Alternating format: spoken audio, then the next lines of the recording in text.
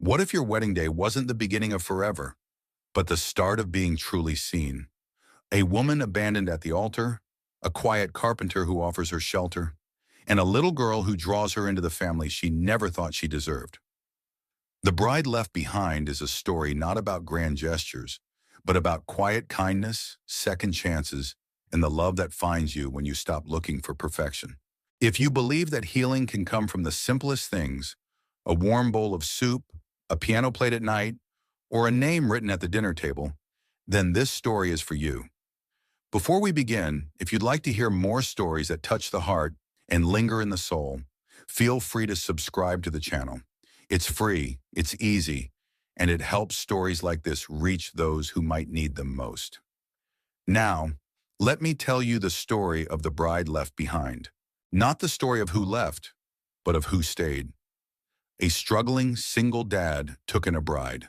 Everyone rejected. She asked him to finish the vows. The autumn air clung to the chapel like a silk veil, cool, golden, and impossibly still. Outside, the town of Alder Ridge basked in the gentle hush of early morning.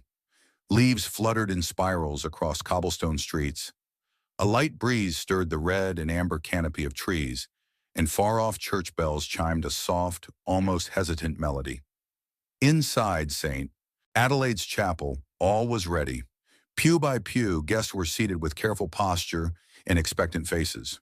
The air smelled faintly of beeswax candles, fresh eucalyptus, and the sweetness of hydrangeas arranged meticulously along the aisle. Every detail had been executed with precision, from the polished silver on the altar to the organist's quiet tuning in the corner. This was meant to be a perfect wedding, and yet something was off.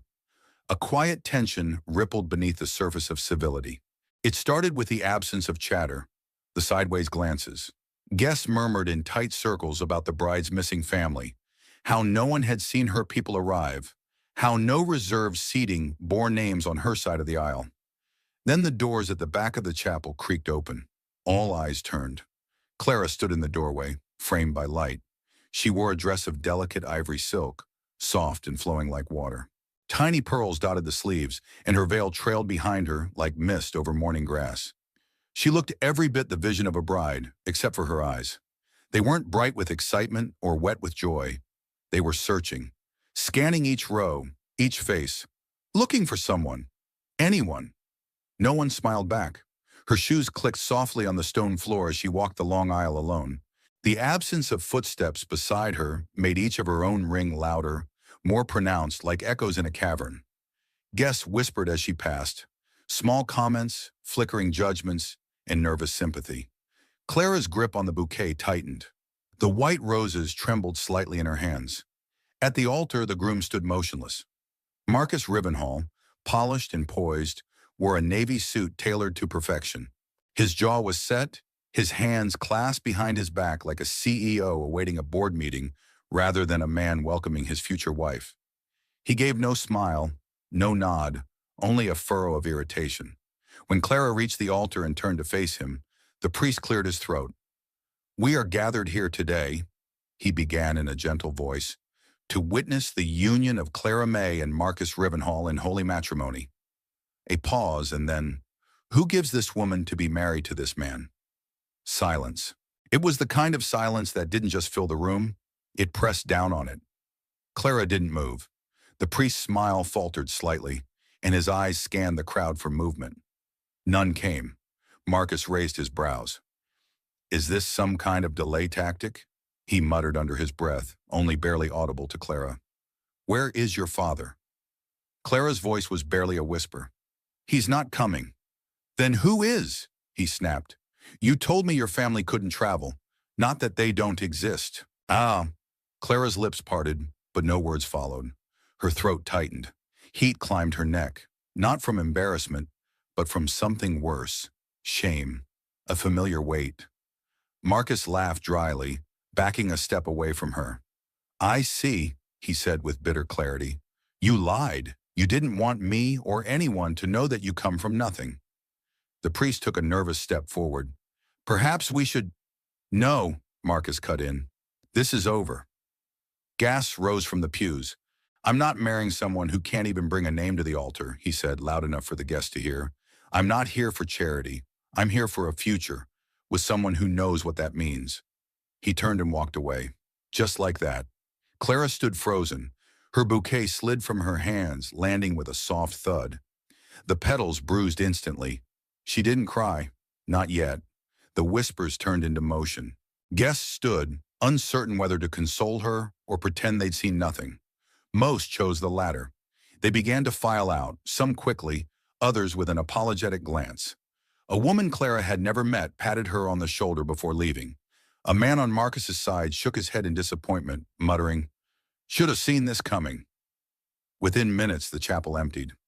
Clara stood alone beneath the towering crucifix, beneath the stained glass saints who watched silently. Alone. Except for one figure. In the very last pew, a man hadn't moved. He sat with his elbows on his knees, his jacket rumpled, his face unreadable. Beside him, a young girl with curly hair tugged at his sleeve. "Daddy," she whispered, "why is the bride sad?" He leaned down to her ear and murmured something too soft to hear. Then he stood.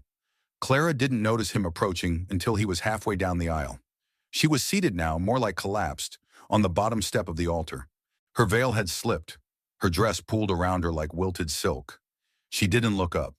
The man reached her without ceremony. He hesitated only a second before slipping off his jacket and draping it gently over her shoulders. It smelled faintly of pine wood and autumn air. "You shouldn't be left like this," he said softly. His voice was deep, warm, kind. Clara finally looked up. Her mascara had not run, but her eyes were rimmed red, hollow. She looked at him like he wasn't real. "I didn't know where else to look," she whispered. He nodded once, crouching to meet her at eye level. "Sometimes," he said, "you don't need to know. You just need someone to say, it's okay to not know." Her throat tightened. Her hands were clenched in her lap again. "Can I take you somewhere warm?" he asked, gesturing gently toward the girl now standing behind him. "It's not fancy, but it's safe." Clara stared. Then slowly she nodded. He helped her stand, not offering pity, only presence. "I'm Tom," he said. "This is Emma." The little girl gave a tiny wave. "Hi." Clara gave the smallest nod. "Clara." And so, without a procession, without applause, without promises, Clara walked down the aisle a second time. But this time someone walked beside her. The ride was quiet, not uncomfortable, just still, like the breath between heartbeats. Clara sat in the passenger seat of Tom's pickup truck, her wedding dress gathered awkwardly in her lap. The soft fabric was already creased and stained at the hem, her veil tucked under his jacket still draped across her shoulders. The warmth of it hadn't faded, though the man beside her said almost nothing.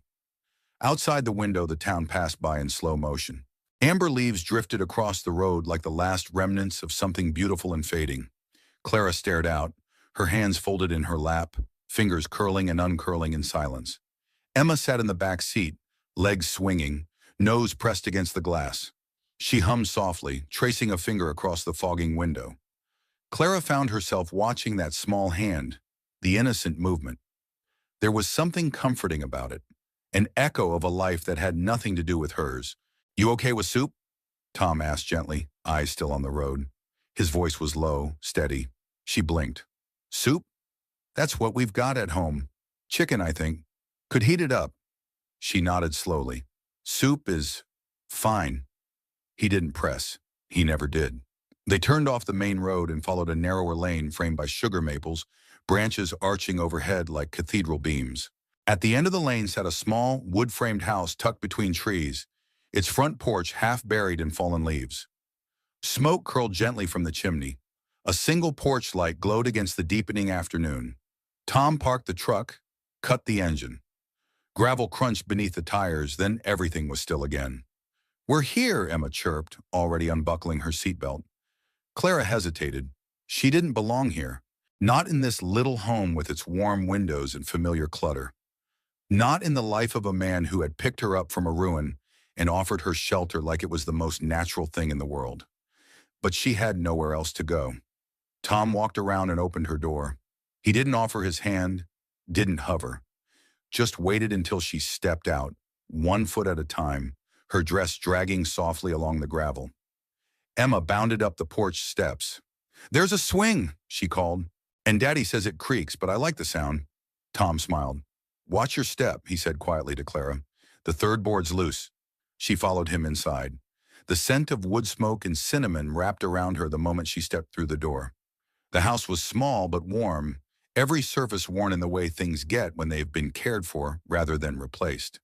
A coat rack held a tiny pink raincoat. A shelf by the door had mismatched shoes and a drawing of what looked like a smiling moose. Signed, Emma, age 6. Clara's chest tightened. "This way," Tom said, leading her down a narrow hallway. He opened the door to a guest room, modest, with pale walls and a single bed neatly made under a patchwork quilt. "It's not much," he added, rubbing the back of his neck, "but it's quiet and warm." Clara stepped inside, her heels making soft clicks on the hardwood floor. The window looked out onto a small backyard lined with trees. A bird feeder swayed gently outside. There was no sound of traffic, no marble tiles, no hotel staff knocking. Just peace. "Thank you," she said, turning to him, "for bringing me here, for not asking." Tom met her eyes, serious. "I figure if you wanted to explain, you would have." She gave him a look then, a mixture of caution and gratitude. No one had ever said that to her before.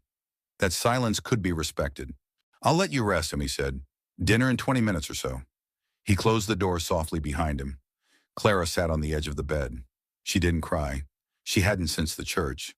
Her body felt too hollow for tears. She slipped off her shoes, slowly peeled back the veil, unfastened the dress at her shoulder. She wrapped herself tighter in Tom's jacket. Its scent was grounding. Pine, wood shavings, the faintest trace of laundry detergent. She lay back, staring at the ceiling. The silence here wasn't empty. It was full of breath, of subtle sounds. Emma's voice somewhere down the hall, a drawer opening, the tap of a spoon against a pot. Dinner came sooner than she expected. The kitchen was small and warmly lit. Clara sat at the end of the table, while Tom ladled soup into chipped ceramic bowls. Emma set the table with care, placing napkins crookedly, but with pride. The soup smelled like home, simple, hearty, made with care. They ate in quiet. Tom didn't push conversation. He spoke to Emma mostly, asking about school, about a picture she was drawing. Emma asked if soup could be a color. "I think it's golden," she decided, and giggled when Clara smiled at the thought. "Daddy makes soup when someone has a sad day," Emma added matter-of-factly, reaching for a piece of bread. "Is today your sad day?" Clara froze, her spoon halfway to her mouth. Tom opened his mouth, ready to step in, but Clara held up a hand gently. She looked at the little girl. "Yes," she said softly. "I think today is my sad day." Emma beamed. "Then you get the extra piece of cornbread." Tom chuckled. "House rules."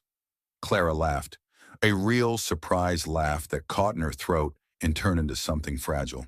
She pressed a hand to her chest as if to hold the moment in place. After dinner, Emma showed Clara the bookshelf in the living room. Most of the titles were old, dog-eared, beloved. Tom disappeared for a few minutes and returned with a folded robe and a pair of thick socks. "They're probably huge on you," he said, "but warm's warm." She took them in silence. Before bed, Emma tugged at Clara's sleeve. "Can I hug you?" Clara hesitated, then knelt down. The child wrapped her arms around her without hesitation. "You can stay," Emma whispered. "We have room." Clara's eyes stung, not with grief, but something else, something tender. "Thank you," she murmured into the girl's hair. That night, Clara lay beneath the patchwork quilt in borrowed clothes, her fingers curled around the hem of the blanket. The house was still. Outside, wind brushed against the window panes, and a swing creaked on the porch. She stared at the ceiling, jacket still tucked around her, and for the first time in a long time, she let herself feel tired. Not defeated, just tired, and safe enough to sleep. Clara awoke to birdsong. For a moment, she didn't remember where she was. The ceiling above her was unfamiliar, painted a soft cream, cracked slightly in one corner. Her body sank into a mattress firmer than she was used to, the weight of a patchwork quilt pressing gently over her legs. Her mind, still groggy from the weight of yesterday, lingered between dreaming and waking. Then she heard the sound of laughter down the hall, a child's laugh, light and unfiltered. Emma. She closed her eyes again. The events of the previous day returned in pieces. The chapel, the silence, the absence of footsteps beside her, the bouquet slipping from her fingers, the empty altar, and then Tom, his coat on her shoulders, the way he never asked her why, and this house, this little haven tucked at the edge of the world. She sat up slowly, the quilt slipping off her shoulders. Tom's jacket had fallen beside the bed. She reached for it and held it for a moment, the fabric slightly crumpled but still warm with memory. When she stepped into the kitchen, the smell of toast and scrambled eggs greeted her. Emma was already seated at the table, kicking her feet rhythmically beneath the chair. She looked up and beamed. "Morning!" Clara smiled faintly. "Morning!" Tom glanced up from the stove, spatula in hand. "Hope you slept all right." She nodded. "More than I expected to." "Hi." He slid eggs onto a plate and set it in front of her without ceremony, pouring her a cup of tea from the kettle. "We're a little low on options, but it's hot. And real." Clara looked down at the food, unsure when she'd last had a hot breakfast made by someone else. Everything in her life had been room service or rush bites between meetings. She murmured a soft thanks, then took a bite. The eggs were fluffy, lightly peppered, the tea strong and earthy. Emma watched her with open curiosity. "Your dress was so pretty," she said suddenly, "but you're even prettier without it." Clara nearly choked on her tea. She coughed, blushing. Tom gave Emma a quiet look. "What?" Emma said, unbothered. "She is." Clara laughed softly. It caught her by surprise. "Thank you." After breakfast, she helped clear the plates without being asked. Her movements were careful, tentative, as if afraid she might overstep some invisible line. But Tom said nothing, only gave her a quiet nod of appreciation when she handed him a dish towel. Later that morning, while Tom fixed a loose cupboard hinge in the kitchen, Clara wandered out onto the porch. The swing Emma had mentioned was there, slightly tilted, a fraying pillow tied to one side. She sat down, feeling it creak gently beneath her weight. The sun had started to filter through the trees, casting dappled light across the porch floor. She didn't realize how long she'd been sitting until she heard footsteps behind her. Emma appeared, holding a stack of colored pencils and a sheet of paper. "I made something," she said shyly. "Want to see?" Clara turned. "Of course." Emma handed her the paper. It was a drawing, crayon-colored, joyful, and unmistakably childish. But what struck Clara wasn't the technique, it was the subject. A small house under a tree with red leaves. 3 figures stood hand in hand on the porch steps. A tall man with messy hair, a little girl with curls, and a woman with long hair in a triangle dress. Above them, in uneven block letters, Emma had written, "My family." Clara stared at it. She tried to speak, but the lump in her throat stopped the words. Emma tilted her head. "Is it okay?" Clara nodded slowly, her voice barely a whisper. "It's beautiful." The little girl beamed, clearly proud. "I didn't show Daddy yet," Emma said, "'cause sometimes he gets quiet when I say stuff like that. But I don't think it's wrong." Clara folded the picture carefully, as if it were something sacred. Her fingers trembled slightly as she held it against her chest. "Do you know," she said softly, "I don't think it's wrong, either." A long moment passed. Then Emma, without warning, climbed onto the swing beside her and leaned her head on Clara's shoulder. They sat like that for a while, 2 figures framed in golden light, the swing creaking, the world quiet except for the breeze in the trees. Tom noticed the drawing that evening. He found it on the coffee table, folded neatly beside a cup of chamomile tea Clara had made for herself. He didn't open it at first. He recognized Emma's scribbles immediately. She drew a lot. Stories, animals, things that didn't make sense to anyone but her. But something about this one felt different. He sat down, opened it, and stared. He didn't say anything, just let the silence wrap around him. He could hear Clara in the kitchen, humming faintly as she dried the dishes. Emma was upstairs getting ready for bed. Tom folded the drawing again and slipped it into the book on the table. Leaves of grass, worn and dog-eared. He didn't know why, only that it felt like something worth keeping safe. That night, as Clara tucked Emma in, the little girl asked, "Do you have a family?" Clara paused, then sat down on the edge of the bed. I used to, she said carefully. In a way. Emma nodded solemnly, as if she understood more than her age allowed. Sometimes I pretend Mommy is just away on a long trip. Clara reached out and gently brushed a curl from Emma's forehead. And how does that feel? Okay, Emma said, but I like now better. Clara swallowed. After Emma fell asleep, she returned to the living room. Tom was seated on the porch steps, watching the moon through the trees. She joined him without a word. After a long silence, he spoke. You don't have to stay. I know this isn't what you planned. She looked at him. Planned? He gave a wry smile. I figure no one wakes up and says, I hope my wedding ends in a stranger's pickup truck. Clara laughed softly. No, definitely not. He glanced at her, then away. But you're welcome here, as long as you need. She nodded, feeling something shift in her chest. Something slow and quiet and real.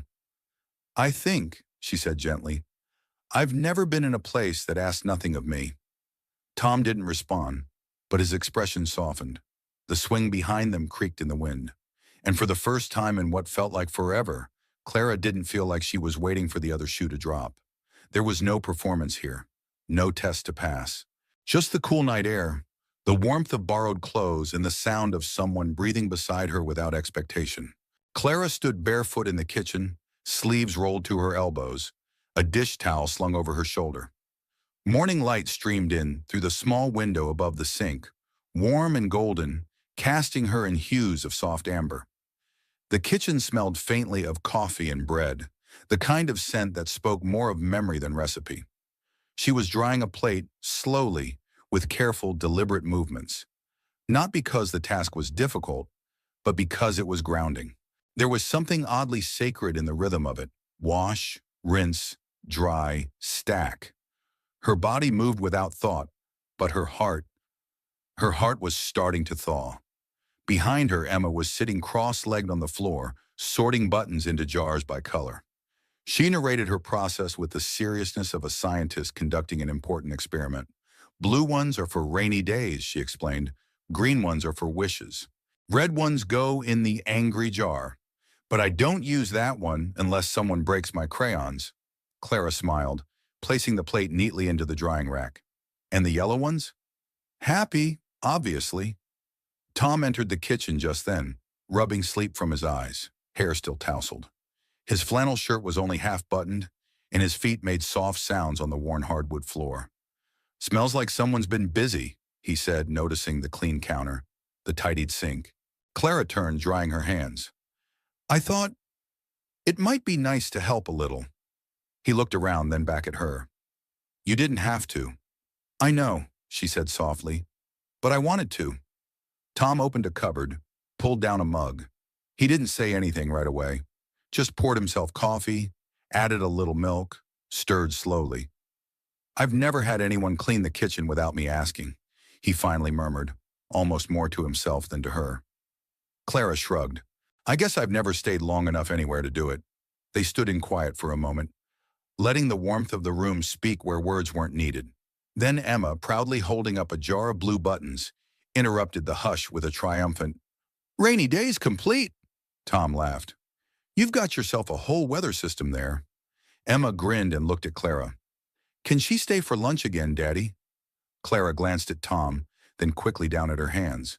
Tom hesitated, then nodded. If she wants to. I'd like that, Clara said, and she meant it. Lunch was grilled cheese and tomato soup, the kind you dipped with your hands and didn't bother to pretend was fancy. They ate on the back porch, plates balanced on their laps, legs stretched toward the railing. Emma talked through most of it, about a squirrel she'd seen on the fence that morning, about a book at school with a dragon named Kevin, and about how grown-ups always make things too serious. Tom listened, nodding, his eyes occasionally drifting toward Clara. He watched the way she tucked her hair behind her ear when the wind blew it forward, the way she laughed gently but with her whole face, as if she wasn't used to doing it often, but remembered how when she did. At one point, Clara caught his gaze and smiled. Something passed between them then. Nothing grand or sudden, but something honest. A flicker of recognition, of understanding. After lunch, Emma went inside to draw, and Tom started repairing a loose porch railing. Clara hovered near him, unsure whether to offer help or simply not get in the way. "You ever used a hammer?" he asked, not looking up.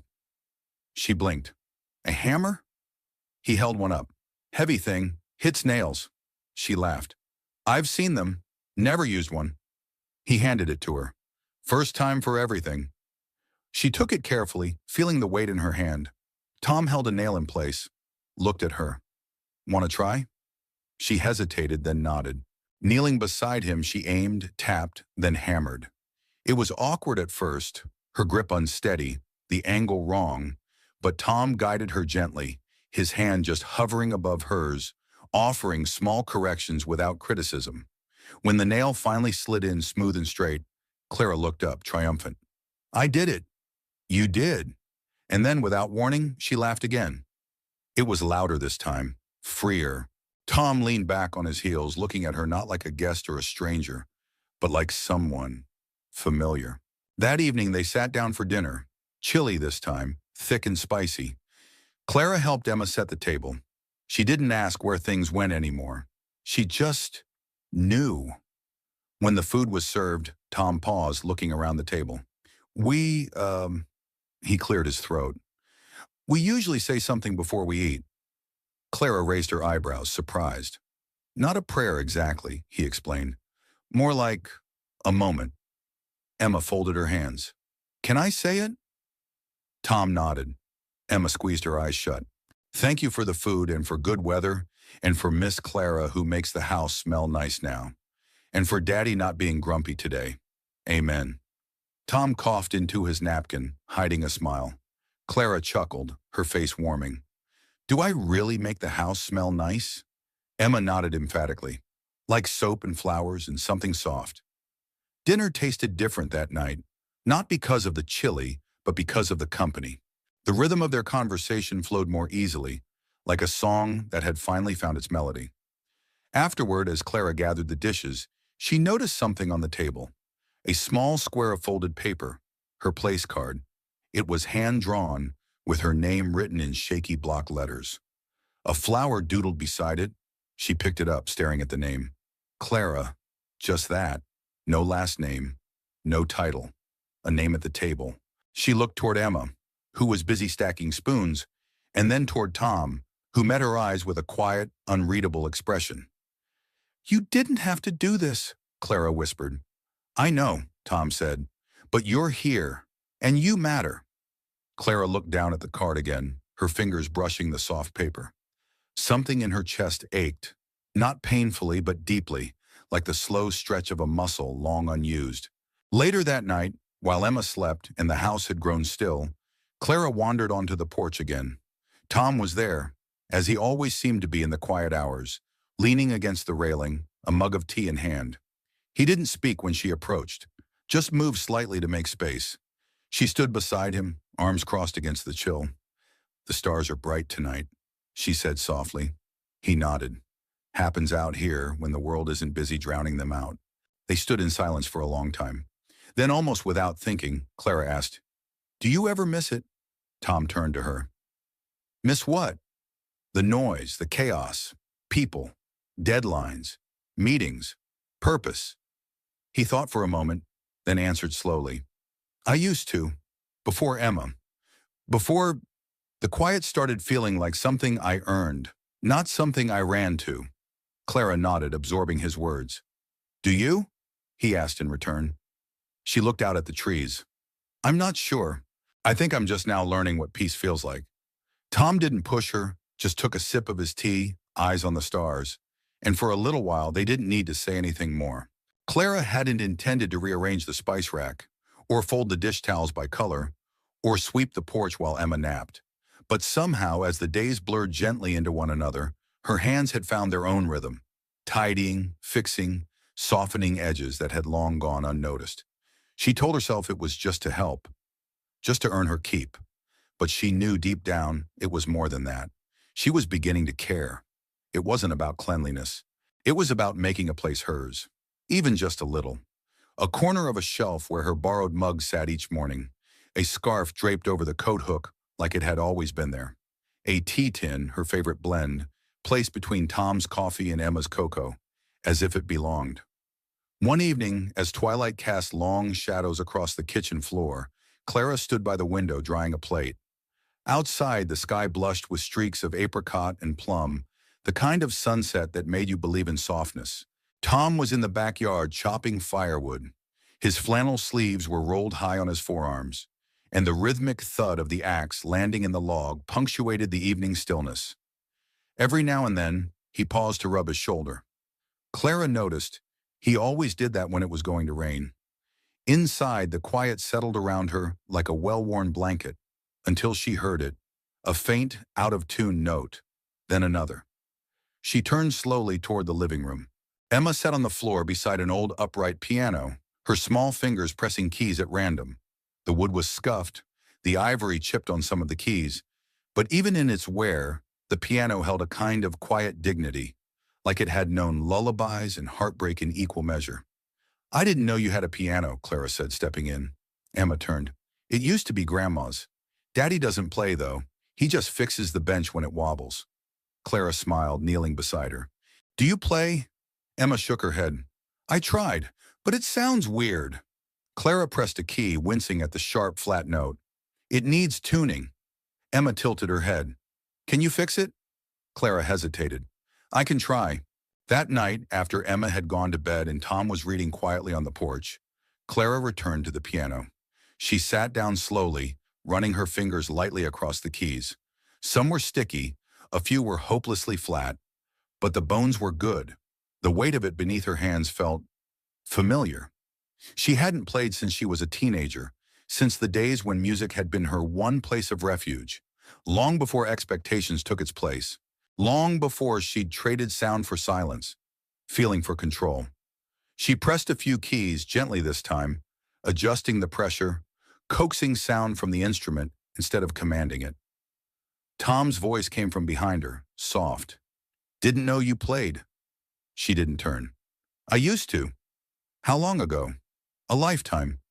Tom stepped inside, setting his book on the arm of the couch. He didn't speak again, just sat, listening. Clara closed her eyes, took a breath, and began to play. The notes weren't perfect. Some keys stuck. Others came out warped or soft, but the melody still found its way through. The bones of an old lullaby, simple and slow.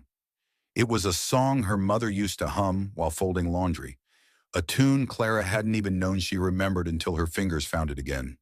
Tom leaned back, arms crossed loosely over his chest. When the last note faded, neither of them spoke. Clara looked down at her hands. "I used to think," she whispered, "that if I played something beautiful enough, someone would stay." Tom didn't answer right away. Then he said, "I think sometimes it's not about the music, it's about who listens when it's quiet." She turned slowly. Their eyes met. His gaze wasn't full of questions or sympathy, just presence. "Did she play?" Clara asked. Tom nodded. "My mother, all the time. Same piano. She must have loved it." "She did," he said. "But she played for other people. Churches. Events. Always a full room. I think she forgot to play for herself." Clara looked at the keys again. "That's easy to do." He studied her for a moment longer. "You should keep playing." She gave a quiet laugh. "Even with half the keys off pitch?" "I didn't notice," he said. She smiled, really smiled, and looked away before he could see how much it meant. In the days that followed, Clara continued to play. Quietly at first. A few minutes in the late afternoon, a chord or two before bed. She taught Emma how to find middle C, how to play a simple scale. The child's joy was contagious. Every wrong note met with laughter. Every small success celebrated with a dramatic bow.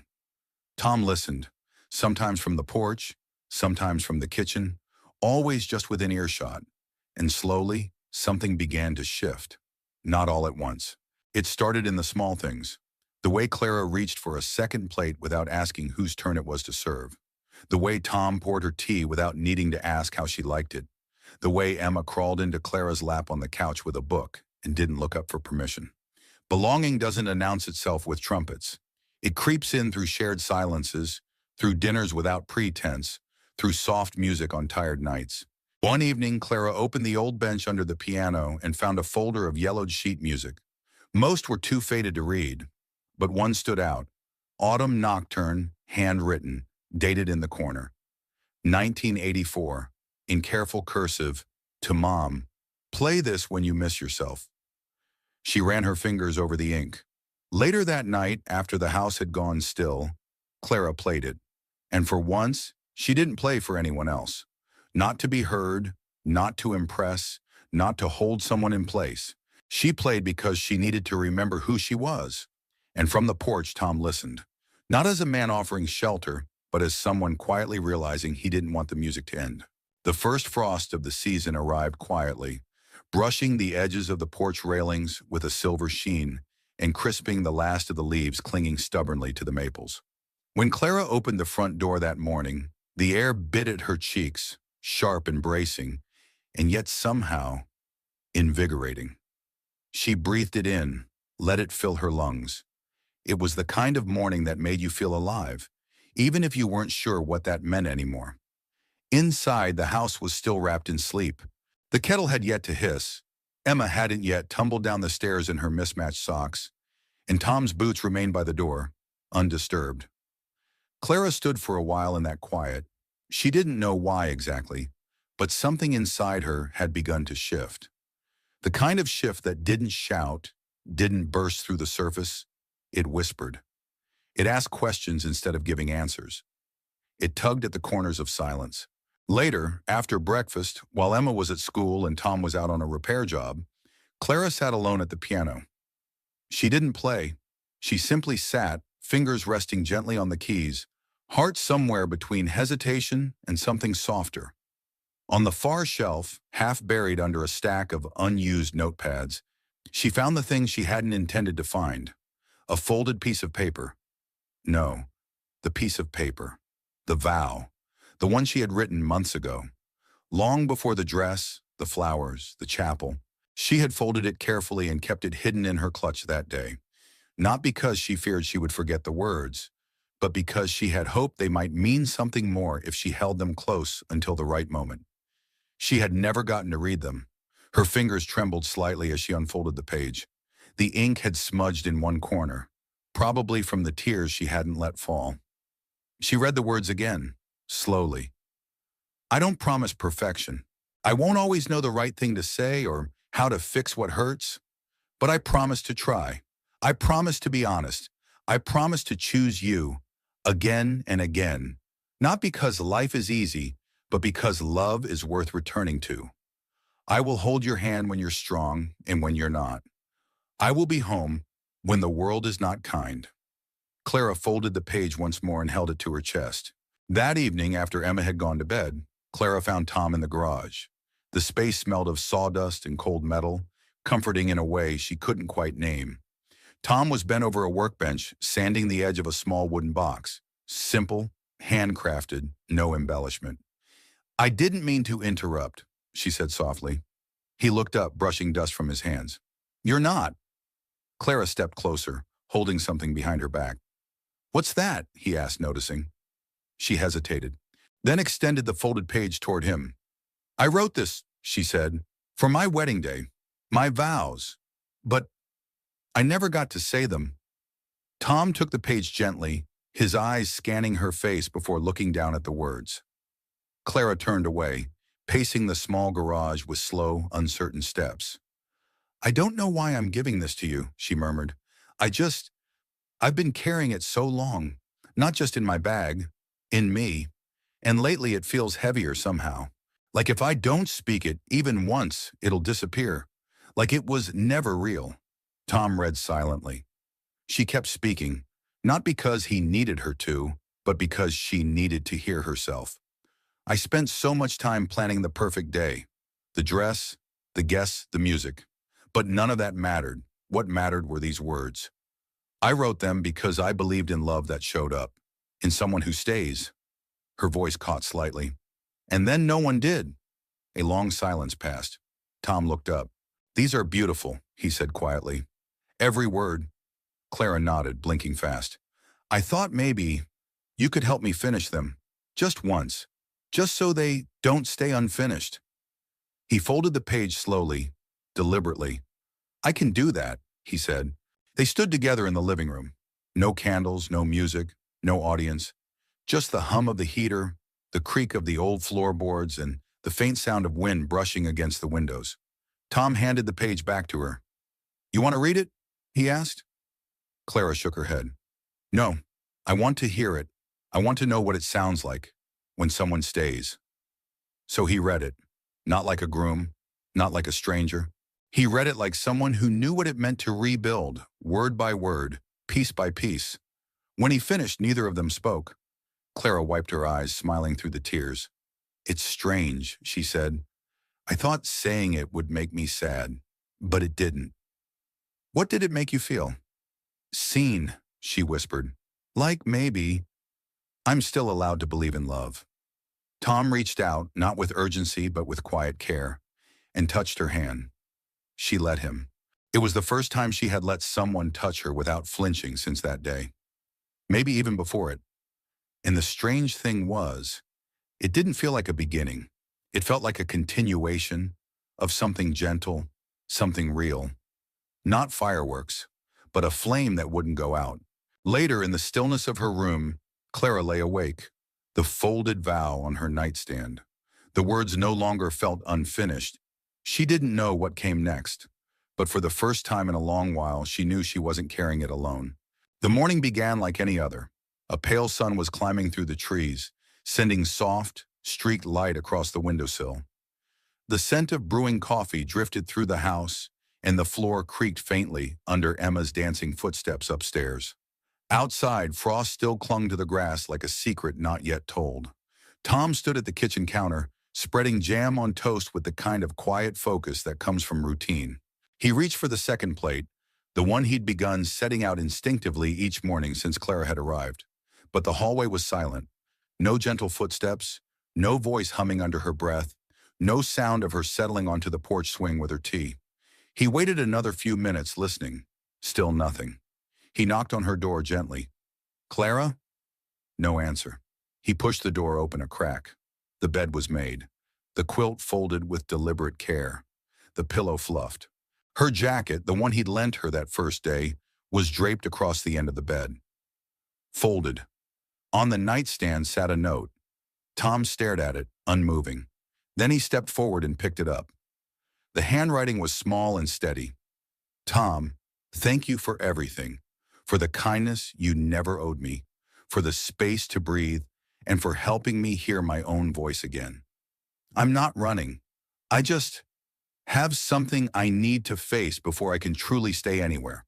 Tell Emma I adore her and that her drawing is still folded in my pocket. I hope this isn't goodbye. But if it is, thank you for making me feel like I had a home, even if just for a while. Clara." Tom stared at the words until the letters blurred. He sat on the porch steps, elbows on his knees, the note still in his hand. He didn't know how long he'd been there when Emma padded out beside him in her socked feet. "She's gone?" the little girl asked. He nodded slowly. Emma sat down beside him. "Is she coming back?" "I don't know," he admitted. Emma was quiet for a moment. Then she said, "People always say goodbye when I like them." Tom closed his eyes. It wasn't anger he felt. It wasn't even disappointment. It was something older, more familiar. The ache of someone gently removing themselves from your life. So gently you almost didn't realize you'd been left. Until they were already gone. And this time, it wasn't just Emma's sadness he had to carry. It was his own. The rest of the day passed in pieces. Tom kept busy. He fixed the back fence, though it didn't need fixing. He rearranged the tools in the garage, wiped down the counters twice, cleaned out the gutter before the first snow. He told himself it was just another day, but everything felt quieter, too quiet. When he opened the cupboard to grab a mug, her tea tin was gone. When he turned on the radio, the piano keys felt lonelier somehow. He found the place card Emma had made for her, Clara in wobbly block letters, and set it gently in the drawer, as if placing it in a storage would make it hurt less. That night, Emma asked, "Did she leave because of me?" Tom looked at her sharply. "No, never. She cared about you, Em. A lot." "Then why didn't she say goodbye?" Tom knelt beside her, brushing a curl behind her ear. Sometimes grown-ups don't say goodbye because they're afraid if they do, they won't be able to leave at all. Emma looked at him for a long time, then whispered, "You're sad." He didn't deny it. "Yeah. Do you miss her?" He nodded. "I do." Emma leaned forward and wrapped her arms around his neck. "Then maybe this time, we can wait. Just a little. Maybe she's coming back." Tom held her tightly, heart twisting in a way he hadn't expected. It wasn't just that Clara had gone. It was that he'd let her in, and somewhere along the way, she had quietly taken root in the spaces he didn't even know were still empty. The next morning he found something odd. A small wooden box, unfinished, its lid slightly ajar, resting on his workbench in the garage. It hadn't been there before. He was sure of it. Inside was a folded piece of cloth, soft linen, off-white, frayed at the edges. Clara's vow, written in her own hand, embroidered onto the fabric. The same words he had read aloud in the living room. The same lines she had whispered as her voice cracked with memory. At the bottom she had added one more line. "I'm not lost. I'm just not home yet." Tom stood there for a long time, the box cradled in his hands, unsure if his heart was breaking or mending. That night he sat at the piano. He hadn't played in years, but he pressed a single note, then another. It didn't sound like her. It didn't sound like his mother. It sounded like something beginning. And for the first time since the morning Clara left, Tom let himself whisper what he hadn't dared say aloud, not even to himself. "Come back to us." It had been 6 days since Clara left. 6 quiet mornings of setting 2 plates instead of 3, only to push the second aside. 6 evenings of Emma asking, "Do you think she's okay?" with a hopeful lilt that faded a little more each time. Tom had stopped checking the road. He told himself not to hold on to maybes. He lived long enough to know that some people leave, and they don't come back. Not because they don't care, but because life tugs them in directions you can't follow. Still, a part of him waited, silently, in the way you leave a porch light on, just in case. It was on the 7th morning, crisp and bright, frost glittering like sugar on the grass, when the knock came. Not the kind of knock from a neighbor, not a tap, not a hesitant gesture. It was decisive. Tom opened the door, expecting a delivery man or someone lost asking for directions.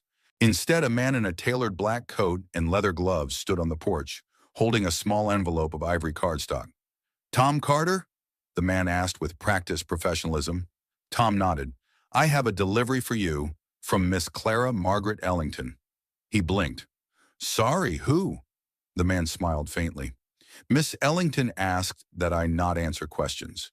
Only that I deliver this by hand." He extended the envelope, turned and left before Tom could ask anything else. Tom stood there for a long moment, the envelope heavy in his hand. Far heavier than a slip of paper should have been. He turned it over. No address, no seal. Just his name, written in Clara's handwriting. Familiar now. He'd seen it on the linen vow, on grocery lists, on the little note she'd left behind. He opened it slowly. Inside was a single card, minimal, elegant, deep cream, with gold lettering pressed into its surface.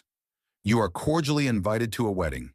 No altar, no church pews, no one left behind. Time, Saturday just before sunset. Place, the meadow behind the maple grove. Dress code, whatever makes you feel like yourself. Signed, Clara Margaret Ellington." Tom sat down hard on the porch step, staring at the card. Margaret Ellington. It rang a bell somewhere in the corners of his memory. Half-heard headlines, magazine spreads, names that never meant much to him. It sounded like wealth, like legacy. It didn't sound like the woman who'd planted tulip bulbs beside his daughter, or the woman who'd cried softly as he read her vow aloud in a quiet living room. But maybe that was the point. He turned the card over.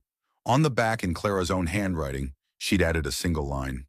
"This time, I want you to hear the words before you decide whether to stay." That evening, Tom sat on the edge of his bed, the invitation resting on his knees. Emma had already gone to bed, clutching the stuffed rabbit Clara had sewn a button onto. He thought about asking someone who Clara really was. He knew how to find answers. A quick search. A few clicks. Probably articles, photos, family trees.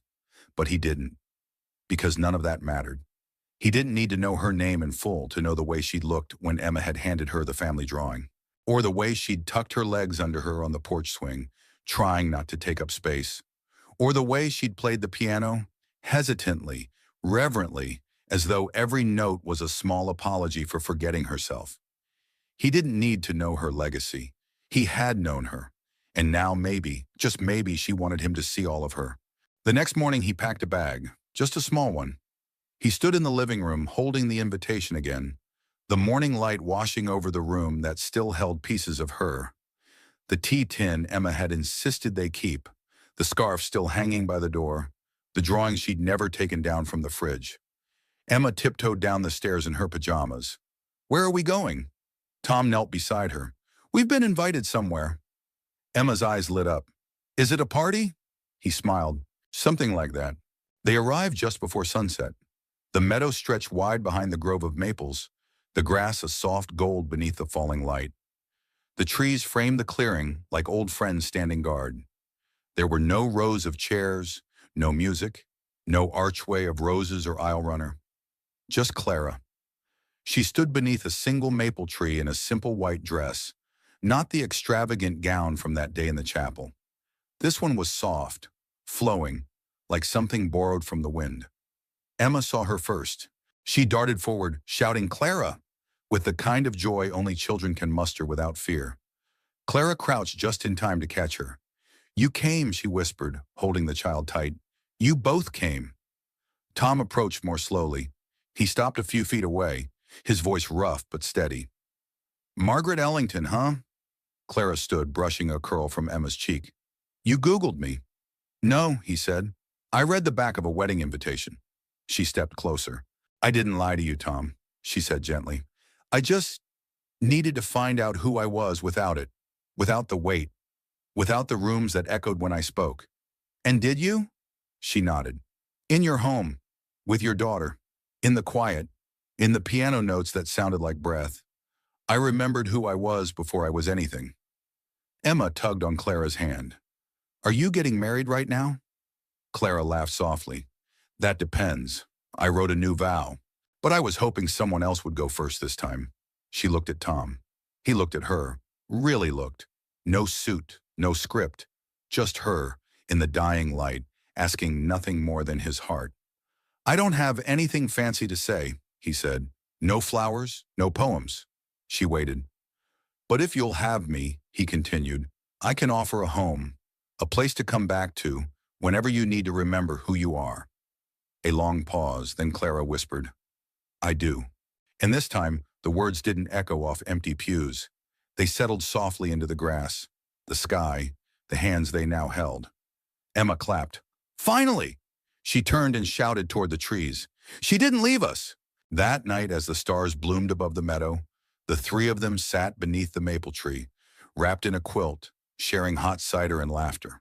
There had been no priest, no photographer, no ring bearer, but there had been witnesses. The wind, the leaves, the silence that no longer felt lonely. And a single vow that was finally spoken and received. The house hadn't changed much. The swing on the porch still creaked in the wind. The chipped mug Clara favored still sat beside the tea tin. Tom's boots remained just as scuffed near the door, and Emma's drawing of her family still hung slightly crooked on the fridge. But something invisible had settled into the walls. Something warmer, softer. A sense of belonging. It had been 2 weeks since the Meadow wedding. There had been no legal paperwork signed that day, no officiant's stamp or government seal. But for the three of them, that moment beneath the maple tree had been enough. More than enough. They had chosen one another. And in that choice, something sacred had been created. Clara stood at the stove, gently stirring a pot of tomato and basil soup. She wore one of Tom's old flannel shirts, far too big, sleeves rolled 3 times, and a faded apron Emma had decorated with permanent markers. There were stars, hearts, and a wobbly stick figure labeled Mom. She hadn't had the heart to change it. Emma sat at the table, scribbling on a pad of paper. She hummed to herself. Clara recognized the tune. It was the lullaby she'd played on the piano that night, now reshaped into something childlike and bright. Tom entered from the garage, the scent of sawdust clinging to his clothes. He walked past Clara, pressed a kiss to the side of her head like it was the most natural thing in the world. She paused just for a beat, not because it startled her, but because it didn't. She'd spent years measuring every affection, every touch, wondering what it cost, what it meant, what she had to give in return. But this kiss was an offering, not a transaction, and she accepted it with quiet joy. That afternoon they worked together in the backyard, preparing the garden for winter. Clara wore gloves 2 sizes too big and carried a small spade. Tom pulled out the last of the stubborn weeds while Emma jumped in leaf piles, laughing until her cheeks flushed red. They didn't talk much, but it wasn't a silence of avoidance. It was a silence of harmony. At one point, Clara reached for a tangle of dead vines and found Tom's hand already there. Their fingers brushed, lingered. He looked at her. "I keep thinking this'll wear off," he said quietly. She raised an eyebrow. "What? Me being helpful?" He smiled, shook his head. "You being here, feeling like it's real." Clara leaned in, kissed him on the cheek. "It's not going anywhere." Tom looked down at the soil. "It's strange. I never thought I'd say this, but I'm glad he left you at the altar." She laughed. "That makes two of us." They looked at each other for a moment, the weight of all they'd been through reflected in soft smiles and unspoken gratitude. That evening, they built a fire in the stove and curled up on the couch under the quilt Clara had mended with her own stitching. Emma sat between them, drowsy and warm, her head resting on Clara's shoulder. Clara played with a strand of Emma's hair. "I think," she said softly, "that this might be what love looks like." Tom turned toward her. "Not what you imagined. No castles, no roses flown in from France, no sweeping orchestras." He smiled. "Just chili and crayons." Clara looked at him, eyes shining, and quiet, and safety, and hands that don't let go. He reached for her hand, squeezed it. "Not letting go," he said. "Not again." Later that night, when Emma was asleep and the house had gone still, Clara stepped into the small room that had once been her guest room. It was empty now. Her things had long since moved into the master bedroom. But she stood there for a while, hands in her pockets, breathing in the quiet. She crossed the room, opened the drawer of the nightstand, and pulled out the old piece of linen. The vow. She unfolded it gently, running her fingers over the words. She didn't need to read them again. She knew them by heart. She placed it on the windowsill, beside a tiny vase of dried lavender. It no longer felt like a promise never fulfilled. It felt like a seed that had finally taken root. The wind had changed. It no longer carried the bite of winter or the silence of snow. Now it came gentle and full of birdsong, ruffling the soft green leaves unfurling on branches, tugging playfully at the ends of scarves and the hems of skirts. Spring had returned to Alder Ridge, and with it, the swing on the porch creaked once again, not in loneliness, but in rhythm with laughter. Emma was on it now, barefoot, arms outstretched, flying back and forth with the confidence only children and wildflowers possess. Her curls bounced with every movement, her voice soaring as she called out, "Higher! I want to touch the trees!" Clara watched from the porch steps, a mug of tea cradled between her hands. The warmth of the cup seeped into her palms, grounding her in the kind of morning that asked nothing, only offered itself. Behind her, the door creaked open, and Tom stepped out, tucking a dish towel over his shoulder. "She's going to take off one of these days," he said, nodding toward Emma. Clara smiled. "That's the plan, isn't it?" He sat beside her. "Yeah, but not just yet."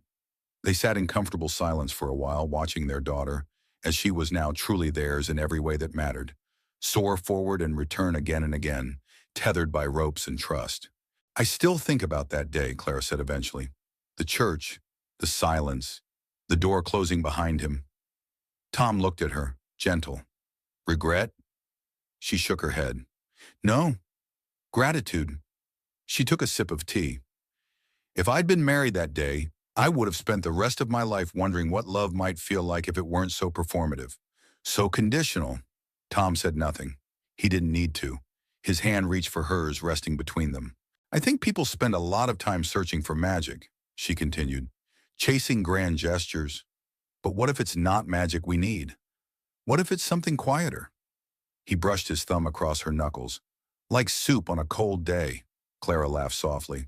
Or a place to hang your coat, a name at the table. They both looked toward Emma, who had now leapt off the swing and was dancing barefoot through the grass, twirling like she could spin the whole world into bloom. She saved me, Clara said. In ways I don't think she'll understand for years, Tom nodded. She saved me too. The days that followed weren't perfect. There were burnt dinners, colds that passed through the house like tiny storms, and moments where the past knocked on the door of memory uninvited. But there was also music, and warmth, and stories read by firelight. There were birthdays made of pancakes and construction paper crowns. There were rainy days spent building forts from blankets and chairs, and quiet nights where Clara played the piano not to remember, but simply because she could. She began writing again, not vows, but letters.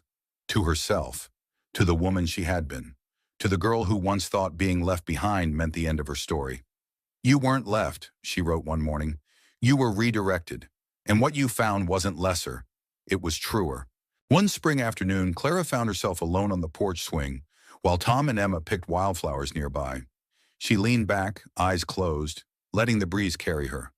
It occurred to her then, how strange, how beautiful it all was. How life had broken her heart in half, just wide enough to let something real grow inside.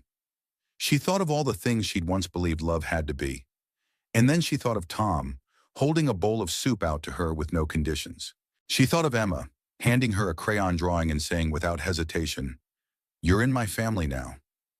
She thought of the way her name sounded in their home, like it had always belonged there. Clara opened her eyes, the trees above swaying in slow dance. No, she hadn't found a castle, but she had found something better, a home. And this time, she was not the bride left behind.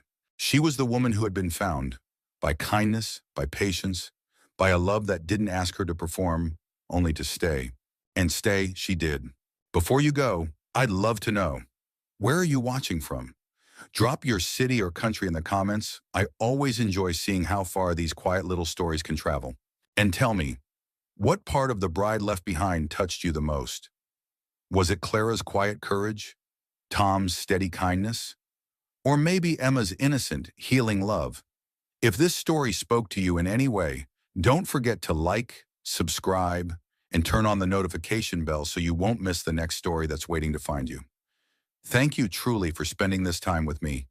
Stories only come alive when someone's heart is open to receive them.